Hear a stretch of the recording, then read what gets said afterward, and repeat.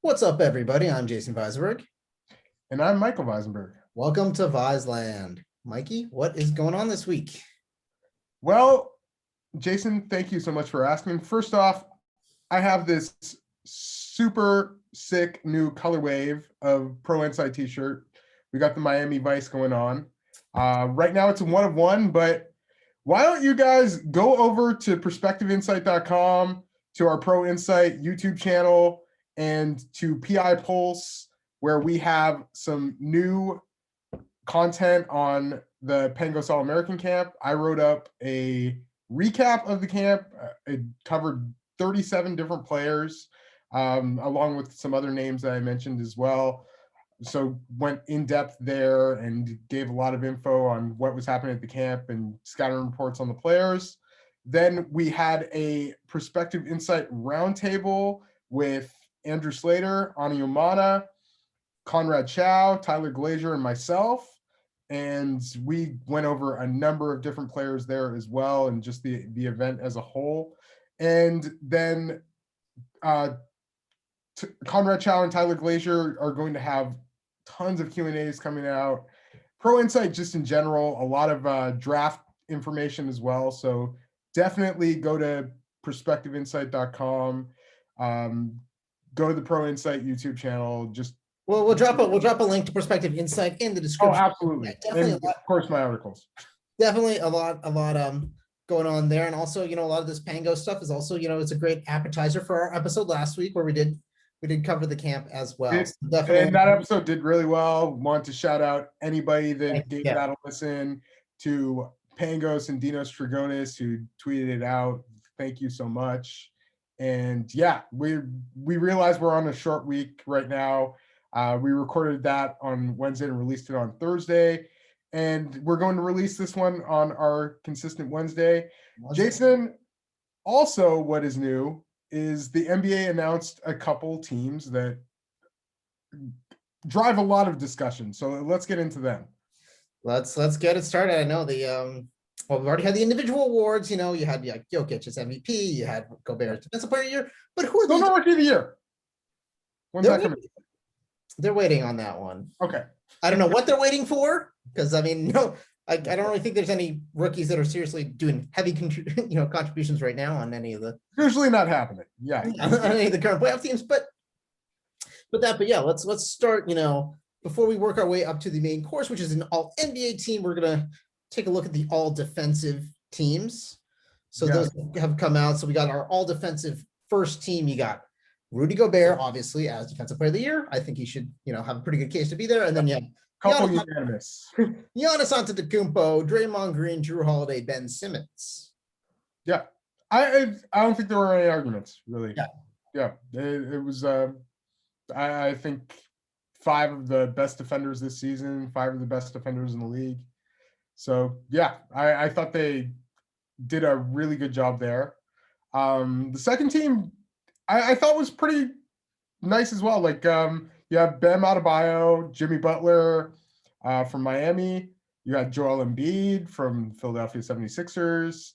Another Philadelphia 76er, Matisse Thybulle, who is a stocks monster and gives some great impact on, I think, what ended up being the best defense in the NBA. Well, you think you have 3 of the top, like if you're going to say this is like the top sort of 10-ish, you have 3 of them on Philly. So yeah, you should be able to have a pretty, decent defense going on there.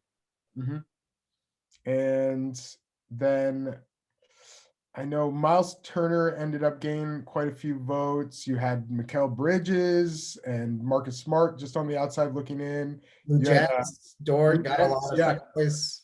And Chris Paul, always a pesky defender as well. Paul George, who is usually in some all defensive conversations also. So yeah, I thought they did a pretty good job with the all defensive teams, honestly. And, I don't really have any gripes. It's funny looking back on my preseason. It's like, yeah, I definitely had Bam winning Defensive Player of the Year, but I think that was based off a lot of probably, just relative highness post bubble. But I had Rudy as my number 2, so I don't feel as horrible. I had Anthony Davis, and I think injuries certainly knocked me there.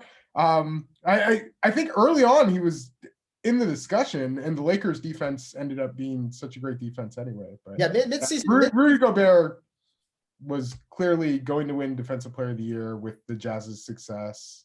And just looking at my mid-season, I had Rudy, Miles Turner, AD, Clint Capella. So 1 out of 4. Not bad. Like, and all those guys got votes. Yeah.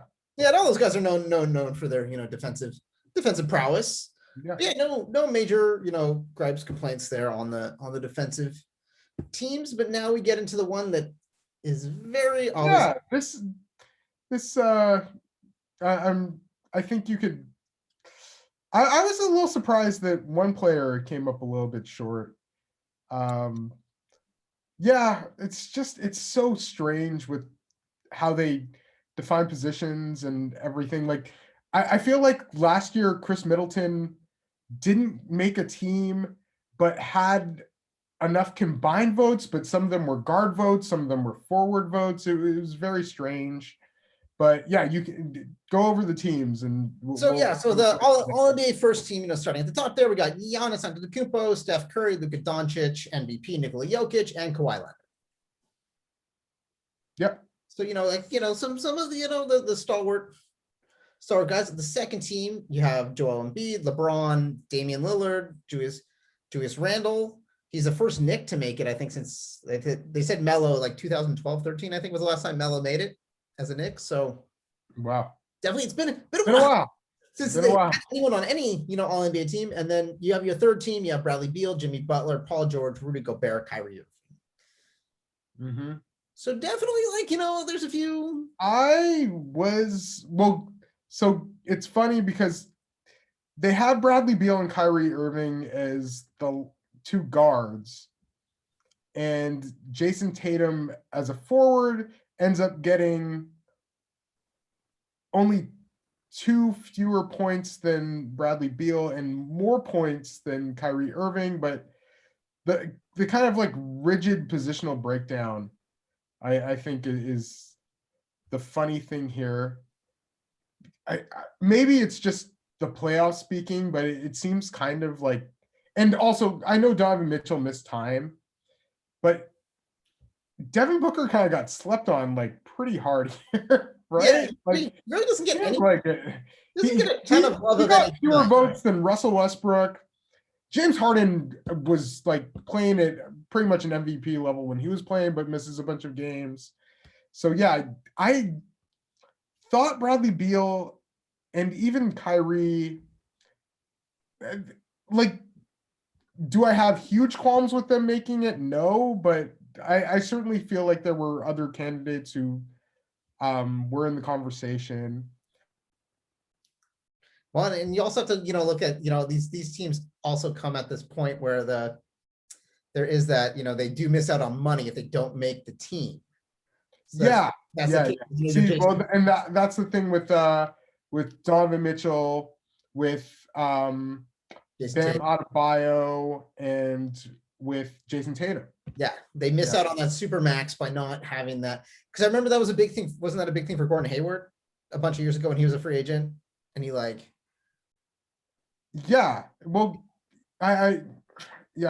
probably. I think I think it was a good thing because he got that, he got the nod. So getting the super max, it's required you make one of these teams. Yeah. And so it cost them a great deal of money by not making it. And doesn't it seem kind of like a little silly that you have to make it like in the year where you're like re-upping your contract? No, totally, because again, Jason Tatum did make an All-NBA team last year. And again, there could be injury. There could be just your team is garbage. There's so many factors that go into it. It's like people still think Jason Tatum is at that. It cost them $32 million. Yeah. Instead of 195, they're now at the 163 level. And yes, obviously we're gonna drop a link for their GoFundMe in the description as well. So we realize the absurd, insane amount of money that we're talking about here, but nonetheless, that's a lot of money. And I don't know. It's would I rather them have it than the billionaire owners that are Oh, paying. no, well, them. it's also kind of like it's also kind of like a respect, being in that supermax, like it just, it has that like cash, like you're at that elite, Yeah. level. But it's like, the money, I mean, is like for us is kind of Yeah, negligible, but for them, I mean, it's Julius like, Randle is living large right now. Damn. like talk about like we definitely did not have that going into the year buzz, like feeling for Julius Randle. Like, Yeah. He's never been bad. He's just No, he just at this amazing, like this all. there was a reason he was like in the running for most improved player this year. Yeah.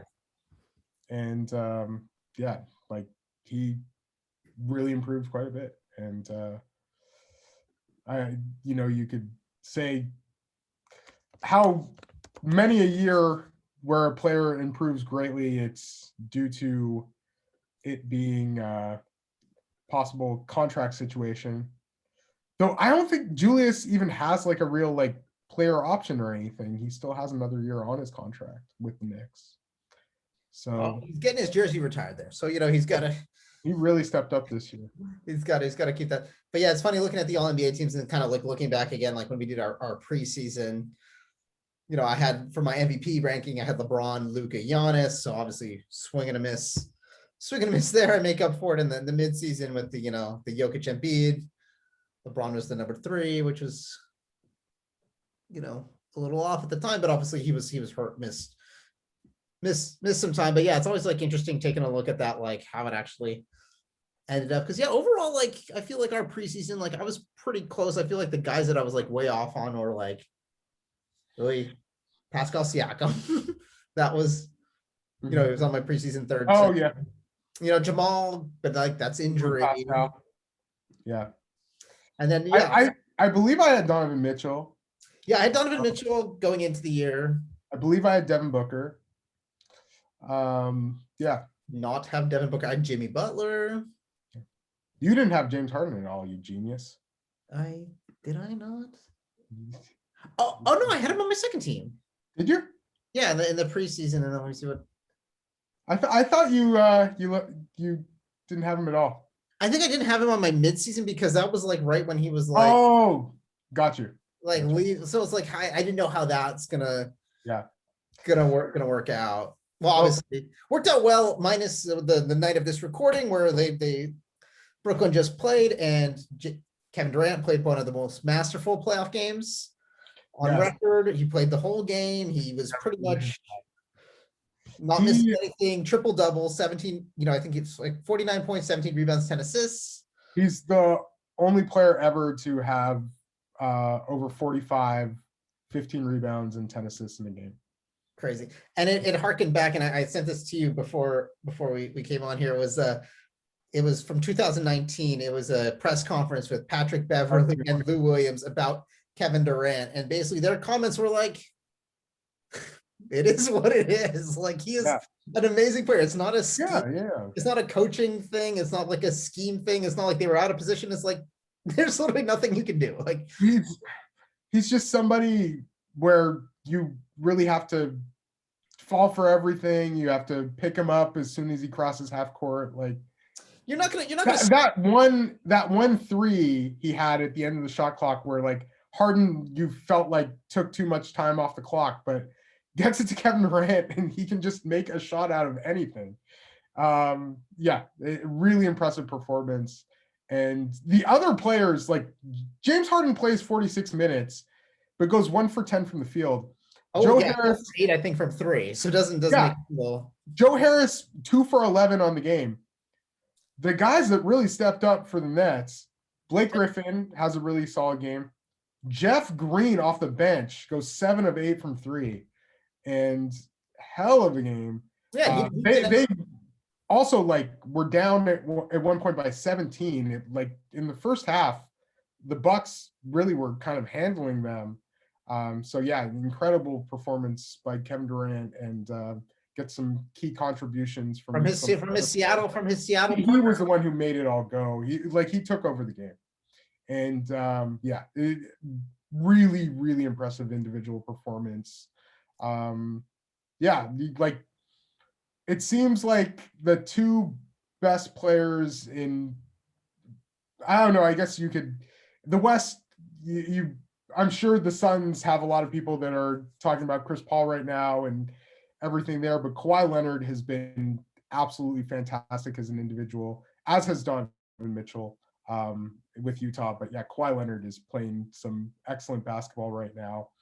And then, yeah, Kevin Durant, unreal. Yeah. Unreal. He's like, going into this game, he was averaging 31 points per game, 8 rebounds, and close to 4 assists.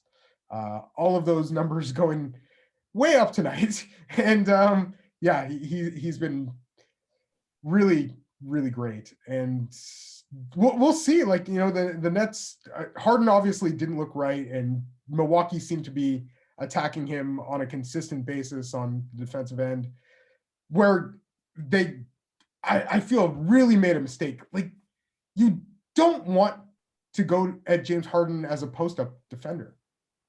That's like this place on defense where he actually excels, because he's so strong and he's long and he has some good timing on contests.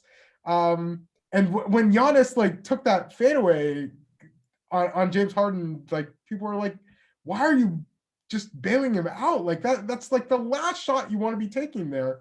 Well, it also was another one of those Mike Budenholzer like things that's going to come at the end too, because obviously we established you're probably not going to stop Kevin Durant, but people do kind of want to see Giannis not be, you know, standing mirroring, you know, Joe Harris in the corner, and hopefully, you know, try, you know, putting your ace defender who's long and has, you know. Well, yeah, you have Drew on James Harden. Why not have your other first team all defensive player on their other best player? Yeah, like it just yeah, you would think it's interesting. Like, especially at the end of the game, like I understand, like, you know, the beginning of the game or whatever, you want to, you know, help, you know, free him up to establish more offensive flow, but yeah, at the end it's like, okay, let's do our best possible scenario. Like, yeah. Well, let's get into the subject that we want to kind of well, you did mention James Harden, and that can transition right in with his former general manager, who was a big fan of the analytic practices going by Takeoff on Moneyball of Morey Ball for Daryl Morey, and his love of the analytic statistics on three-point shooting, and basically with the philosophy of shoot threes, shoot layups, nothing in between. Get to the line. But not even. I feel like that simplifies things even too much. But let's throw out even the Morey Ball stuff. I feel like a really disingenuous argument right now is being made, and that is the argument of, oh, look, everybody should be shooting mid-range shots because Chris Paul is amazing at them. Or no, that's probably not even the argument either. But the argument seems to be that, oh, they're trying to get rid of the mid-range shot, and look at Chris Paul excelling as a mid-range shooter, and, you know, like, go, what would have happened if he wasn't able to take those shots? And like the blaming analytics has just gone way too far. Like, it seems they're blaming analytics for the way that the game is played. And I kind of want to shine a light on why analytics are, for the most part, a really good thing in how basketball is played, and have lead to the thought that Chris Paul taking mid-range jump shots is a good thing.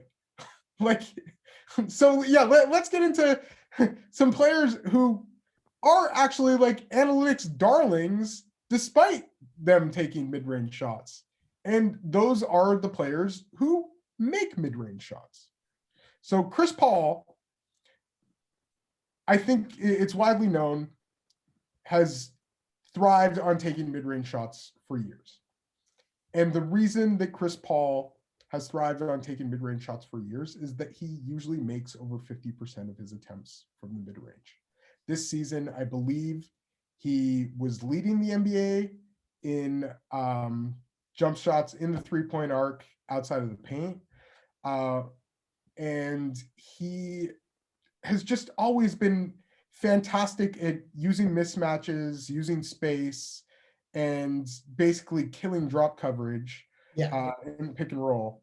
Because that's the scenario that happens basically. It's a 3-point, the game's changed in that facet of the 3-point line is something that's heavily guarded. They set the pick and roll. The center comes back to drop in the coverage. So there can be that gap with the other defender kind of trailing. And that's where Chris Paul is making his money. Yeah. And like, I would say a great example of that last year was two guys who like thrived in taking advantage of drop coverage, I felt, in a playoff series in the bubble were Donovan Mitchell and Jamal Murray, who just annihilated the dropping center to take these open mid-range jump shots. So I don't feel like the mid-range game is as villainized as people believe that it is. I just think that you want certain players to be taking those shots more than others. And if you're just giving up points there, like, so for instance, you have guys like Chris Paul, like others, like Kirk Goldsberry gave a list of the top 5 this year. And those were Chris Paul was making 51.6%. You had Kyrie Irving making 51.5%. You had Joel Embiid making 49.8%. You had Nikola Jokic making 49.5%. And then the guy who also has been known as being kind of like the anti-analytics guy, but also somebody that you're very happy taking mid-range jump shots is DeMar DeRozan. Who also doesn't shoot through, like he doesn't really exactly like he stays within that range. But he still has a good amount of points per possession. And that's the big thing. Like, so points per possession is just that. It's like the amount of possessions, and usually you would want like 1 point per possession is usually a good thing. And like, that's usually kind of like the bar you set. And it really depends like the action and everything there. But yeah, like it's the ultimate hope. And obviously I would think you would want like more than that if you're a really good player. And then, that has to do with either your individual offense.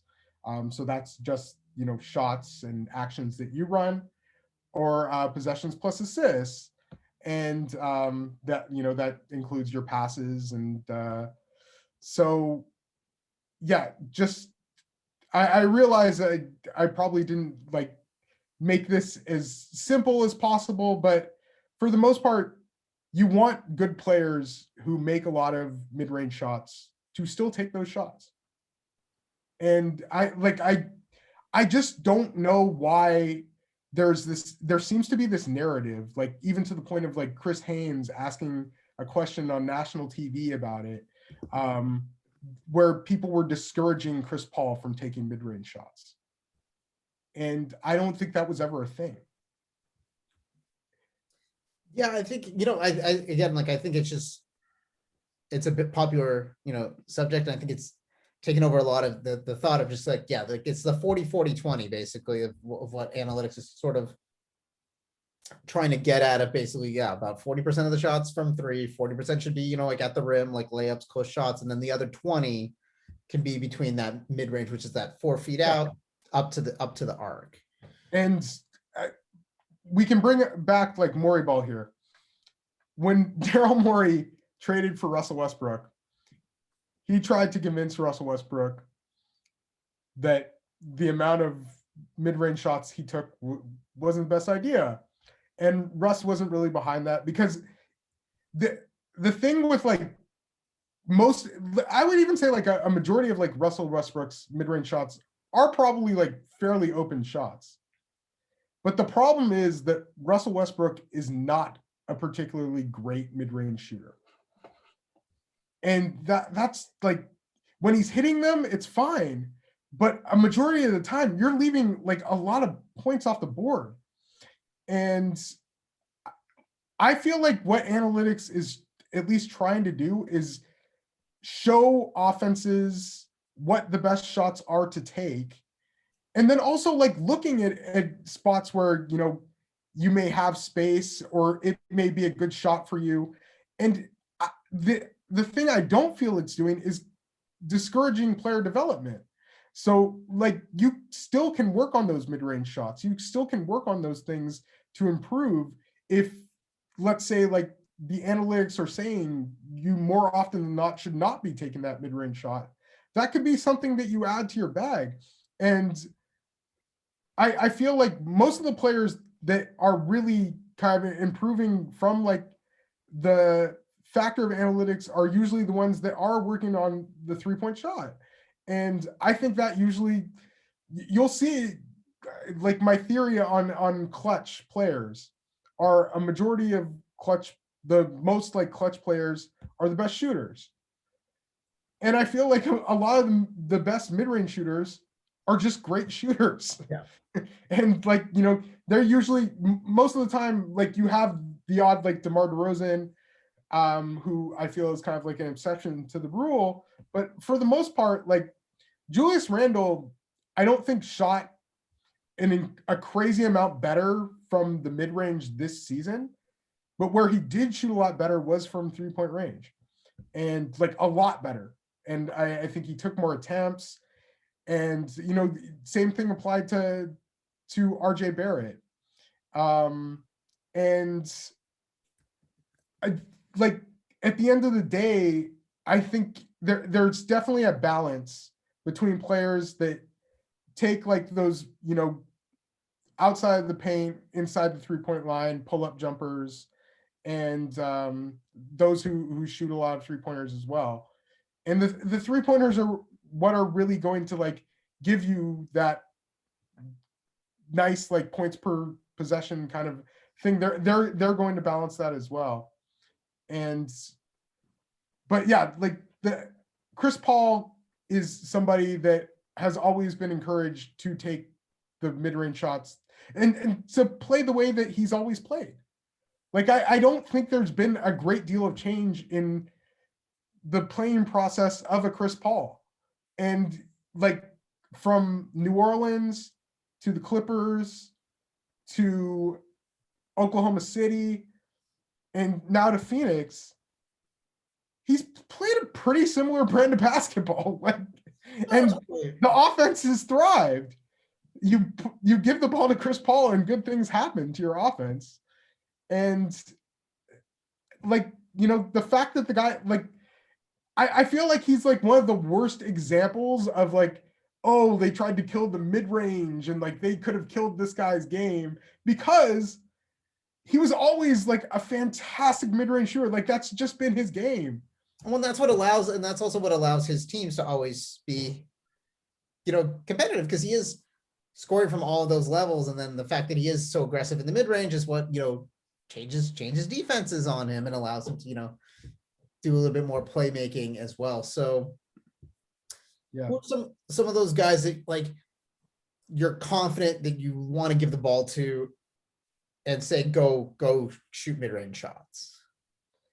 Well, yeah, obviously Chris Paul and Kyrie Irving were pretty much like at the top. And like Chris Paul also like, when you're talking about points per possession, like there were people who were better in terms of points per possession, but the fact is that Chris Paul still was like over that plateau that you wanted him to be at. And then he just like made by far the most of those shots. And yeah, Kyrie Irving. And then like, if you look at guys who made like, these are basically like jump shots outside of the paint, or like, short jump shots. And you have the guy who was leading in points per possession this year on a really small sample size, on 40 possessions, and that's Bryn Forbes. You had like Terry Rozier, and then a guy who always has like just killed like 3 to 10 and like 10 to 16 and like that range between the like if you're close to the basket and then just outside there, Nikola Jokic. Like that is a guy who has just such incredible touch, and like, you know, he really, really does a great job with the fact that he can shoot from anywhere. And like, you know, he gives that potential threat. And it's, yeah, we're And talking like 1.2 points per possession yeah, in that scenario. So yeah. So Nikola Jokic took 118 what was defined as short jumpers, made 58.5% of those jumpers for a 1.212 points per possession. That made him third of anybody who took more than 25 possessions of those shots. So yeah, like, and then another player who Phoenix has, like pretty much the two guys that Phoenix has that take mid-range shots are both guys that you want taking mid-range shots, and that's Chris Paul and Devin Booker. As far as the other players, you don't really want them taking mid-range shots. Like that's not a good shot for them, more than likely.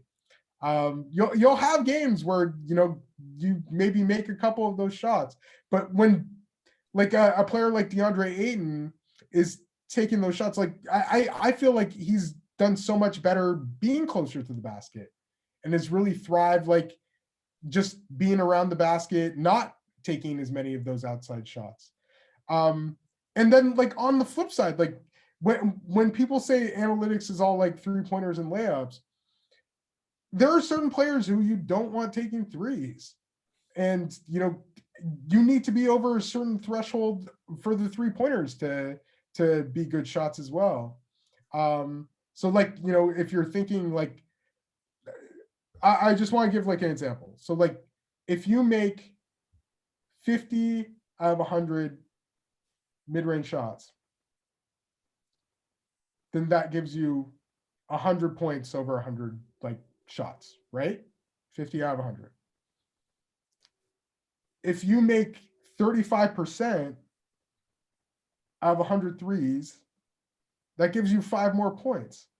Like it and that, like that, and I know that I'm making it very, very simplistic, and it's like much more complex than that, but it's just trying to give your team as much of an opportunity to get as many points per shot as possible, like, you know, to up that points per possession, to up your offensive rating, which is how many points you would score on 100 possessions.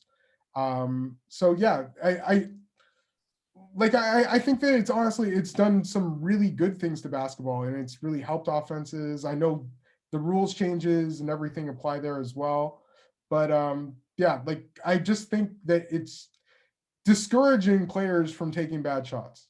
That's what it is at the end of the day. but at the end of the day, it's getting information from what's been put in, right? So like what players have done, and so it's like that's the information you're getting back out, and it's taking a look at that and saying like, hey, out of all these things that we've done, what would be the best overall? So that's like at the end of the day, like that's where it and it's so much more than even what we're saying. But yeah, like it's examining data and then trying to get like basically ways of either analyzing that or, you know, just trying to make things more efficient, to make things better. Because like Kevin Durant said, like he's used that data in his offseason before to basically just see like, hey, what are the areas from the, you know, on the court where I'm the most efficient or having the best field goal percentage, and then take the ones that are the worst and try to make those better. You know, like try because then everyone's coming at knowing that like, hey, that's the best way to look at it. Yeah, he shoots 80% over there. It's like, okay, well, let's, you know, try to not give him that shot. But if he works out, you know, so it's all that kind of taking those data points and trying to like interpret it yourself to make it work for your team, I guess, versus like it just being like a hard and fast rule of like only shoot the 3 ball because like we'll give the example right now of Giannis. And Giannis and like Zion Williamson are two of the best players in the NBA at finishing around the basket. very few teams are able to stop them. They get lots of possessions and ability to finish around there. What Giannis is doing right now, as far as taking more 3-pointers and, kind of doing this like little mid-range game that he's trying to do, like when he's taking those fadeaway jump shots and everything that it doesn't seem has perfected as of yet. Like that's not that's what analytics would frown upon. Like him shooting 20% from 3 isn't really helping. And now, like, is that a part of his game that he should work on and improve upon? Absolutely. Like, it's not that they're completely discouraging Giannis from doing that. It's just probably like when he's trying to experiment on it and it's not working, then that's when he should probably go to what works on a more consistent basis. Yeah. And there have been great players that are great scorers that are not.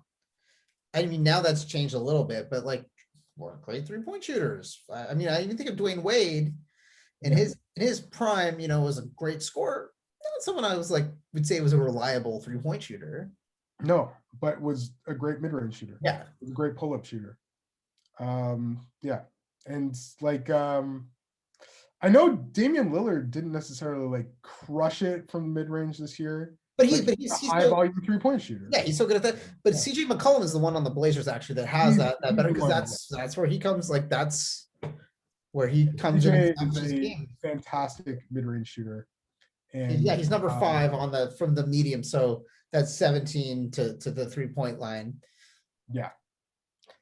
Yeah, and that was on players with over 50 possessions from there. Yeah, he's 5th behind Paul George, Kyrie Irving, Michael Porter Jr., and number 1, surprise, Nikola Jokic. Yeah. But also, not too surprising, is a lot of those players, like the cutoff for over 1 point per possession is 8th place on that list. And that's from 17 feet to just inside the 3-point line. And so beyond CJ McCollum, you had Derrick Rose, you had LaMarcus Aldridge, Luka Doncic. We'll say Trae Young is like right there as well. You have like Kawhi Leonard, so that's the top 10. Then you have Chris Paul. And once you're a game beyond there, like there's a reason that not a lot of players spend a lot of possessions on that. And like while pull-up shooting, it's tough to stop. Like if you can create space off the dribble, if you can get your shot, it's tough to stop. But they're tougher shots. Just in like obviously the distance away you are from the basket, and then if you're inside the 3-point line, like the odds are that a defender has is in closer proximity. At least noted you, yeah. At least noted presence. Is in a closer proximity. Like it's tough to get an open look from like even that range. Yeah, and that's why 3-pointers are really hard to defend. Like there isn't really like a lot of great data as far as which teams defend the 3-pointer the best, and like it seems like a lot of it is kind of like luck, and like obviously it's it's playing good off-ball defense, having good awareness, like having people close. Yeah, it's that team defense too, because a lot of it is drive, is so drive and kick heavy. When you look at those kind of like 3-point specialist types, it's all about somebody else, the LeBron or the Kevin Durant, whoever, creating that, pressure up the middle, allowing them to kind of swing the ball out. Versus mid-range you got to work for. The other thing I wanted to note, and we had somebody from Roll Call Sports, CJ Marchesani, he was making a stat basically showing a player's ability as far as spacing and gravity.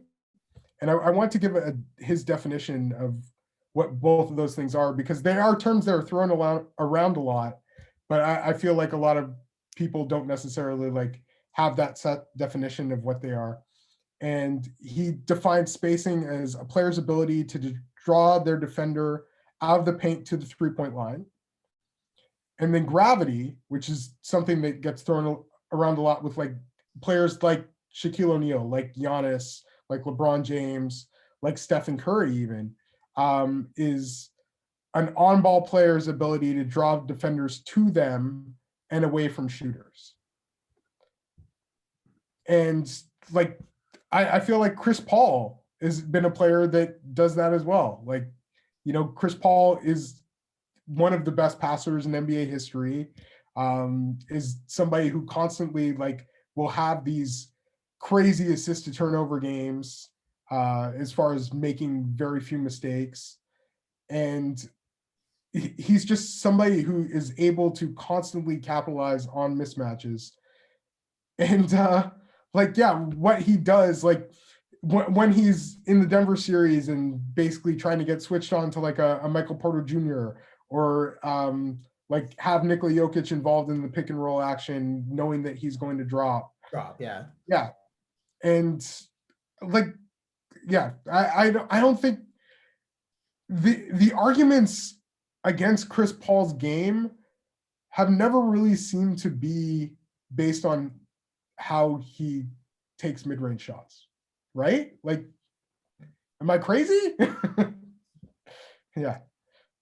So I think it's one of those things too. Again, it's art and science at the same time when you're playing, you know. So like, you have the science, but when you're in the actual game, I mean, that's where the art starts, you know, taking place. And I think Chris Paul's just a masterful creator. Yeah. And there's a reason why pretty much every team he's been on has been like pretty decently competitive. I mean, even last year at Oklahoma makes them so much better. Yeah, like even last year, like Oklahoma City kicking in the playoffs. Yeah. Like, I think Russell Westbrook is a fantastic player, but he's never been or for the most part in his career, he's been a pretty below average jump shooter. His ability to get to the basket, how hard he plays, work as a passer, being the best rebounding guard of all time. Those things all stand out. But the guy isn't a great mid-range shooter, and he takes a lot of them. Yeah. Well, I think that comes back to one of the Maury ball things too, of like free throws. Free throws are actually a very good for sure. Points per possession. Yeah. So that's why forcing you tend not to count free throws. Like, it's when you have like players who have usually like really high like true shooting percentage and things along those lines and like also, you basically look at like points per field goal. Yeah. And that's why James Harden was like, there's like all guy. James Harden, one of the few players in NBA history who has actually made more free throw attempts than he has made field goal attempts in his career. Yeah. Like that, just amongst like the high caliber scorers of our time, that hasn't really happened. So he was amazing there. I feel like the Russell Westbrook trade, and there were other factors there certainly, but like you just got to that point in the Lakers series where like he had, I think, one game where he was making some mid-range shots. And beyond that, like it was rough. It was really rough. It was hard to have him on the floor as far as getting the offense working. And then when you had Chris Paul, they were pushing the stacked Warriors teams to like the brink. Yeah. And yeah, I'm really interested to see how Chris Paul fares moving forward. But yeah, like I think the argument that they were trying to kill like the mid-range game and like Chris Paul is saving it isn't necessarily like, I just don't think there's much evidence to back that up, that there are that many people who are Chris Paul, who are as good as Chris Paul at that. But yes, like if you are making your mid-range shots, you can still take them. Like, if you can take advantage of, like ultimately, if you're getting an open shot and you're making that shot, then there's not a lot of qualms in terms of analytics. And like, I think the other really good example of like villainizing analytics, but I feel like there was a whole other thing going on there, was the Jamal Murray, Michael Porter Jr., Facundo Campazzo example against Washington, if you remember that. Now, this was a game earlier in the year, and the last play of the game, Denver is down by 2 points. Oh, yeah. Yeah. You remember that one. Yeah. And Jamal Murray gets the ball, and you see Michael Porter Jr. There were like 2 games where they were down 2. That's hilarious. Yeah. And Michael Porter Jr. basically goes to the wing, and Facundo Campazzo is at the wing as well. And it was like you see basically, like, if you look from a bird's eye view,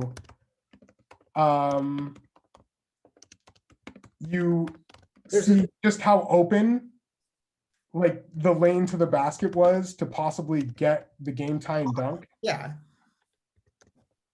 And to me, that wasn't like that. So many people villainized analytics after that happened. And I don't think that was it. I think that was an example of like time and score and not knowing it. Yeah, well, it's a combo, but sometimes I also think of it in the same sense of like a football game, like going for 2 versus trying tying the game or trying to go for 2 and win the game. I mean, like they could have tied the game, a lot easier, but then trying to go for the win. Yeah. So like Jamal Murray even tweeted it out, and then he had a tough time getting the pass off as well. Though, if like, let's say Michael Porter Jr., who is really good around the basket and also a great shooter. Good athlete too, though, if he were to but do you know what analytics was said in that situation? Run to the basket and get the dunk. Like, keep us in the game. Like, yeah. And so like it's just trying to get the best shots. And like Michael Porter Jr., I remember last year in the playoffs, like, was one of the best players around the basket. Yeah, to me, that was so much more time and score than it was to be blamed on analytics. Yeah, analytics was villainized. And people saw, like, rather than get a good 2-point shot, you settle for 3. Like, I don't think that's analytics. I don't at all. I mean, at the end of the day, people make their own decision. Like, they're on the court, they call plays, they make their own decision. They're making a decision. Like, was J.R. Smith, like, to me, it reminded me of J.R. Smith. Like, J.R. Smith's analytics of J.R. Smith did not game 1 of the 2018 finals, where he gets the rebound, doesn't know time and score, and thinks that they're up by a point. They were up instead of down. Yeah. I think LeBron was like super close to having an aneurysm. It's like the closest I've ever seen anybody on the court. Like, just. Well, it was like he had this incredible individual performance in that game, and like, I get it. The fact that he and J.R. Smith are still friends is a miracle, by the way, because they were just hanging out the other day. But yeah, I don't think analytics should have been villainized there, and like, I think so many of like the analytics people I have met, and like then you look at like things like draft analytics and the kind of threshold for prospects, and like a guy like Kevin Pelton. I've just followed his track record over the years as far as like how his analytics system works with draft prospects, and I'm impressed. Like, I think that's why so many are employed by teams, and like the kind of like idea that analytics people are those who just look at the numbers and like don't watch basketball. I don't think that, I think that's like really far from the truth. Well, they're interpreting data that they're given. Yeah. That's what a number, like, that's what, that is. It's, It's, yeah, there's the other it's always factors. going to go back to film. Like, Yeah. yeah, like you're not going to just make these decisions without ever watching a game. Yeah, or I think anything it's like that. it's one phase of what it all comprises is. Yeah, like Based on the evidence given. I don't understand why it's always like kind of this like black and white of like, oh, you either are like an eye test guy or an analytics guy. To me, why not get as much good information as possible, get that all together, and just try and make decisions off of that? Like, you know, I think there are there's a reason all these teams have these different voices in the room. And like, yes, like, is basketball analytics still a work in progress? Like, is there a one-stop shop for like a statistic that'll tell us like the greatest player ever? No, there's always but there probably never will be, because there's always some sort of exception. But yeah, it just like gives you like a range. But I think there are lots of great statistics out there, and like I think that people should use them. And I think that yeah, to the people saying like they don't want like players taking mid-range shots at all, it's more certain players. It's not Chris Paul, it's not Stephen Curry, it's not Seth Curry, it's not Joe Harris. Like, good if you're doing well from the mid-range and you're like making a good number of points per possession, you're helping your team in terms of like having a better offensive rating than defensive rating, then they want you taking those shots. Yeah, do it. So yeah, I realized that I kind of went all over the place and it was more of a rant than anything. That's what, you know, much more cogent in my head. But I hope that you get a good idea here. And then if you have any questions, definitely feel free to ask Jason or myself. and also just let us like let's make this a discussion. Yeah, like what's your thought on, you know, how analytics are part of the game? Like, yeah. Because again, there's a lot of views on it, and me, like, I think again, What's your view? Yeah, no, for me, it's good time to get your view. I've worked in this technology space, so you know, again, the data you put into something is the data, you know, you're gonna get back out for reporting. So I think it's, you know, it's a good way to, you know, see what's going on within the game. But obviously, yeah, it's that art and science kind of hybrid of like, cool, this is what things have told us based on what we've done. Now we're in the moment.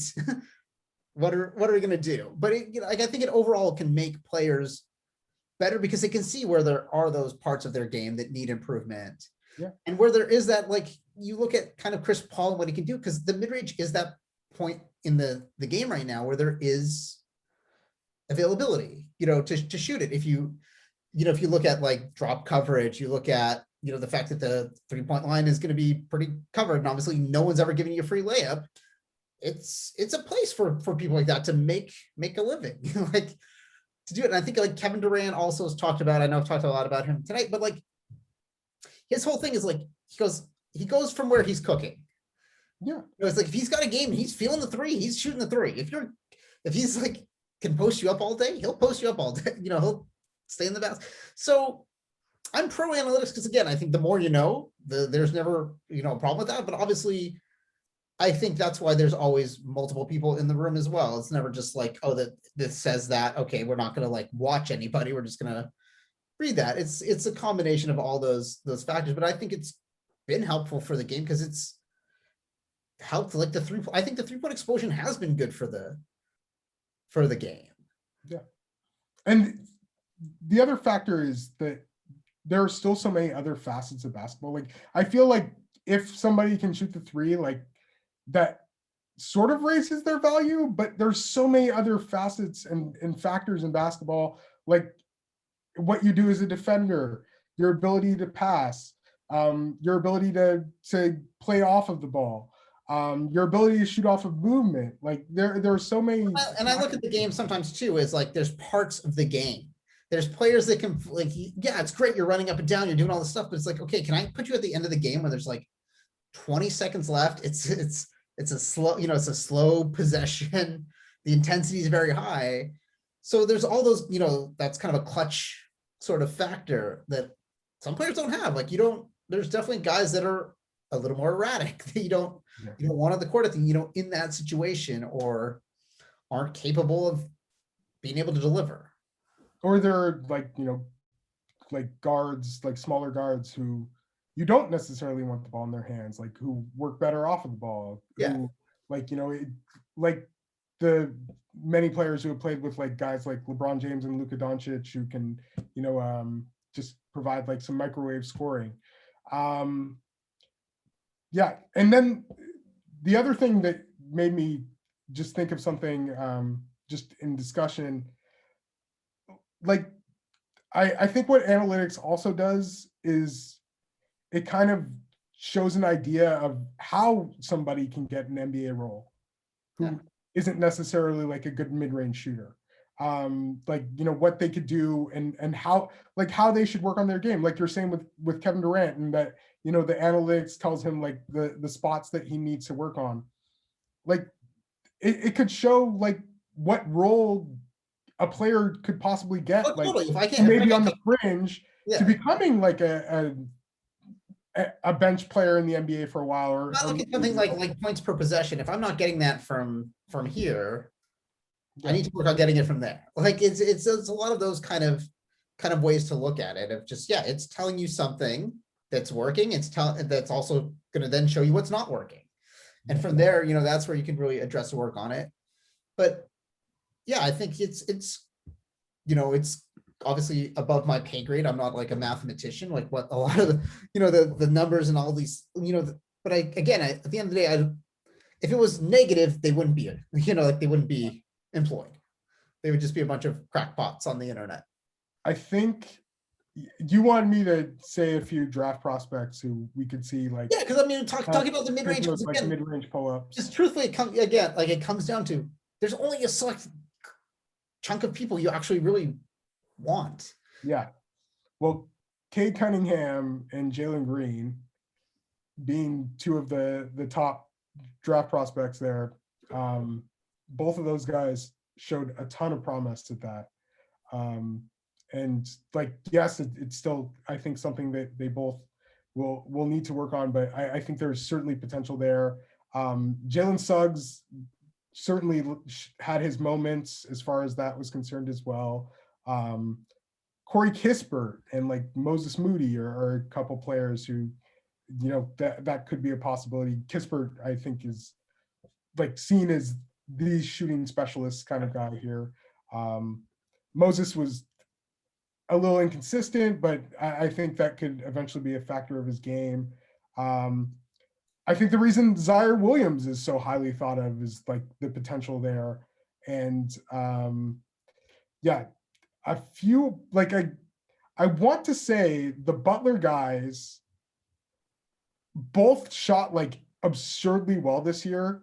And Jared Butler, I think, has a better shooting profile, but Davion Mitchell shot like really absurdly well from like mid-range and off the dribble this season, even though his free throw percentage is a little scary. I think that's like kind of the upside people see with him as well. And then a player who just like shot really well overall also was Chris Duarte. And I think, that people see the potential of him being somebody that you could use off of ball, but can make some pull-ups as well, and just was such a confident shooter. So yeah, those are just a few names in the draft as far as guys. And then like another couple shooters who I think have really helped their stock quite a bit. Trey Murphy III from Virginia and Kessler Edwards, who both had fantastic like shooting profiles and just made shots, not to mention the fact that they're both like 6'8", 6'9", and have potential to be like, combo forwards. Oh, and God, one guy who, or actually, yeah, a couple more. Miles McBride improved a great deal as a shooter this year. Bones Highland is somebody who can take like just an absurd number of shots too, and has this crazy shooting profile.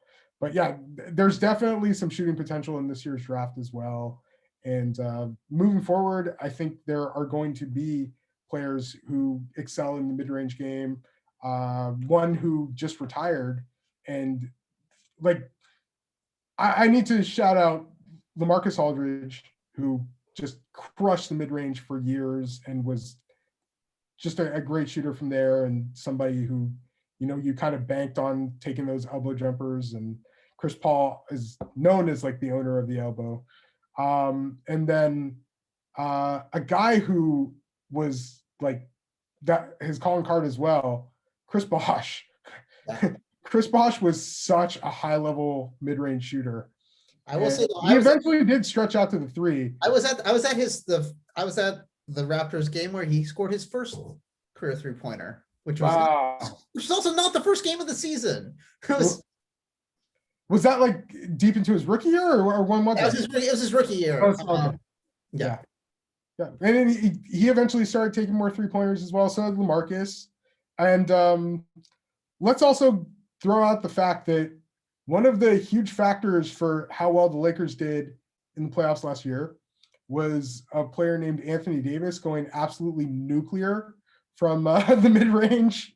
So yeah, he's like, for the most part, been quite a good mid-range shooter also. Was a little less this year, and like I think that could have led to problems further in the playoffs had he not been hurt. But yeah, last year goes crazy from the mid-range and changes things around for that team. So yeah, like I don't think the mid-range is dead.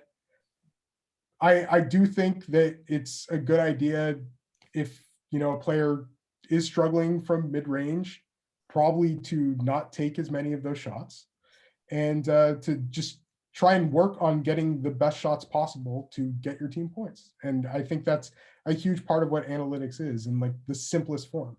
Yeah, totally. And so definitely let us know in the comments, who are some guys that you want shooting that ball from the mid-range on your team?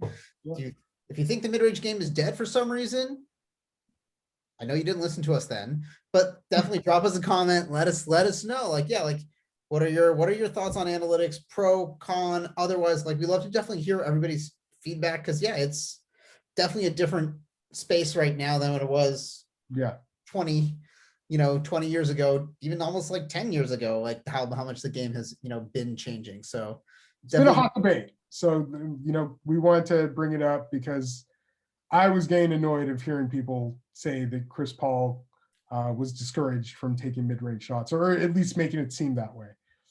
This guy's doing whatever he wants. And if he were to lose his job, he has State Farm covering his insurance. He's going to be okay. Not to mention the insane millions of dollars that he's made from being. I'm sure he would be okay. But yeah, again, we have the GoFundMe for the guys that didn't make all NBA teams as well. Definitely make sure to support them, because that $32 million they're not getting. But no, thank you. Thank you guys so much for checking us out. We're on YouTube every week. We're also on every podcast platform available. So if you enjoy the show, definitely give us a thumbs up, subscribe, share it with some friends. If you're on a podcasting platform, please leave a review. That's super, super helpful. It helps us attract new Viselanders onto the platform. We've gotten a few new ones, so we're really happy. Thank you. Thank you all for coming out. And if you love us both, you love what we're doing, that's at Viseland on Twitter. You could also always drop us an email, viselandpod@gmail.com. And if you want to follow me specifically, I'm at Jay Visenberg. You want to follow Michael specifically, that's at NBA Draft Mikey V. We definitely have a lot more coming up because the draft is ticking, getting closer. We're getting closer to the finals. We also have some interesting summer basketball stuff coming up, including possible Olympics to be determined. I mean, Draymond and Damian Lillard committed to whatever they're committing to. I feel like Jason Tatum and Bradley Beal. Yeah, Canada's moving forward with their qualification team. So like they have their people at their training camp, and they're going to try to be in this qualifying tournament. I think they're playing on the same court that the Raptors. It's in like Victoria, British Columbia, but they're like playing on the same court the Raptors were on when they beat the Warriors in the finals. They like shipped I them. mean, It's yeah. like, Whatever gets them to the Olympics, it's been 21 years. yeah, so definitely, hey, Steve Nash, if you maybe you just want to come shoot a couple shots, you could also come back maybe, but People were talking about him coming back for the Nets, being so undermanned. I mean, I think yeah, if Kyrie's like out, it's like, I mean, wouldn't be the worst situation in the world. Well, they didn't have James Harden tonight. Like, yeah. But thank you guys so much for stopping by, checking us out, and Yeah. definitely a lot more going on with the NBA coming up. So we'll catch you all next time. Take it easy, everyone.